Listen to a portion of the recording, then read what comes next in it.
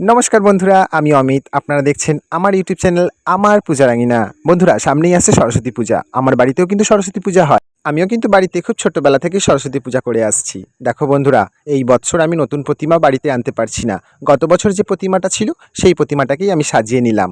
আগেও কয়েকবার আমি প্রতিমা রং করেছি, শৃঙ্গার করিয়েছি। তোমরা দেখেছো আমি গোপাল সোনাদের শৃঙ্গার নিজের হাতেই করাই, অঙ্গরাগও নিজের হাতেই করাই। তাই তোমরা জানো যে আমি কিছু কিছু কাজ করি। আগেও কিছু কাজ করেছি, তোমাদেরকে সেগুলো শেয়ার করেছি, আমার চ্যানেলে ভিডিওগুলো রয়েছে। আর দেখো, এই সরস্বতী প্রতিমাটাকে আমি প্রথমবার কিন্তু করলাম।